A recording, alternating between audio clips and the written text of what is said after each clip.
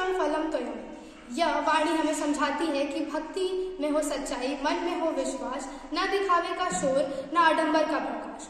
आदरणीय सभागण, मैं आज के दिए गए विषय के पक्ष में अपने विचार प्रस्तुत करने जा रही हूँ। विपक्ष कहता है कि संगीत और नृत्य हमारी संस्कृति है। हाँ, मैं मानती हूँ यह हमारी संस्कृति है, पर मेरा सवाल यह है कि क्या आज की संगीत हमारे भक्ति का साधन है या मनोरंजन का साधन है। जैसे पहले दिवाली में दिलों से दीप जगमगाते थे, पर अब खर्चों और पटाखों के बीच में रिश्ते सिमट जाते हैं। नवरात्रियों में पहले भक्ति के धुन गुनगुनाते थे, पर आज ऊंची ध्वनि में श्रद्धा कहीं खो सी जाती है। गरबा में जहाँ देवी का स्मरण करते थे, आज गरबा में सिर्फ प्रतियोगिता और प्रदर्शन ही रह गया है। विपक्ष कहता है कि क्या एक फोटो खींचने से हमारी भक्ति कम हो जाती है? नहीं, एक फोटो खींचने से आपकी भक्ति कम नहीं होती, पर यदि पूजा पाठ सिर्फ फोटो और वीडियो के लिए हो रहा हो तो फिर ये भक्ति नहीं, सिर्फ प्रदर्शन होता है। हाँ, अब मैं यह कहना चाहूंगी कि अगर भावना भगवान से ज्यादा फोटो खींचने में हो, अगर मन प्रार्थना से ज्यादा दिखाने में हो, तो यह आप समझ जाइए कि भक्ति पीछे छूटती जा रही है और प्रदर्शन आगे बढ़ता जा रहा है। विपक्ष कहता है कि बदलाव जरूरी है, पर ऐसा बदलाव जरूरी है जो भक्ति को ही पीछे छोड़ दे और भक्ति को पीछे छोड़ दे और प्रदर्शन आगे ला दे? यह ऐसी भक्ति नहीं होती। अंत में मैं यही कहना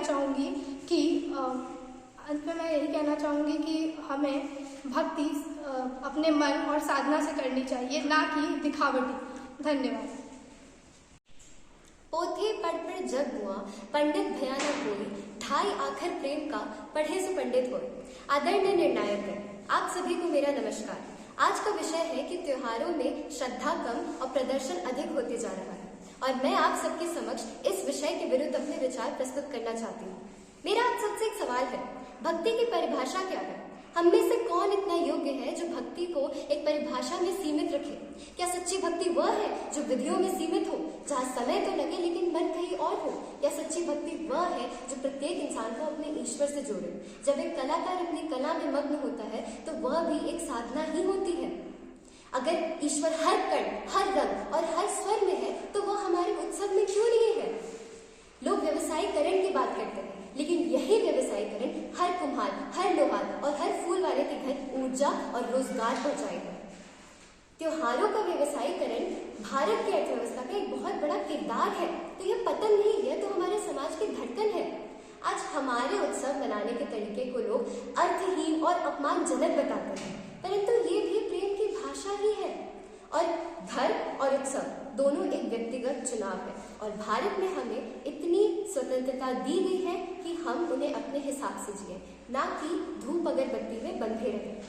आज हमें भक्ति की नई भाषा भी देखने मिल रही है, जैसे दिल्ली में शुरू किया गया भजन क्लबिंग, जहाँ उसी ऊर्जा और उसी एहसास के साथ ईश्वर से जुड़ा जाता है जिसे लोग नकारात्मक बताते हैं। तो यदि हमारी भक्ति सिर्फ एक दिखावा होती तो यह भावना तो कभी जन्म ही नहीं लेती। अंततः मैं यही कहना चाहूंगी कि श्रद्धा दिखाई नहीं देती, महसूस होती है, और जो महसूस हो उसे बांधना आसान नहीं, और इस बदलाव को नाश कहना सच का सामना नहीं है, ये एक सोच की सीमा है। धन्यवाद।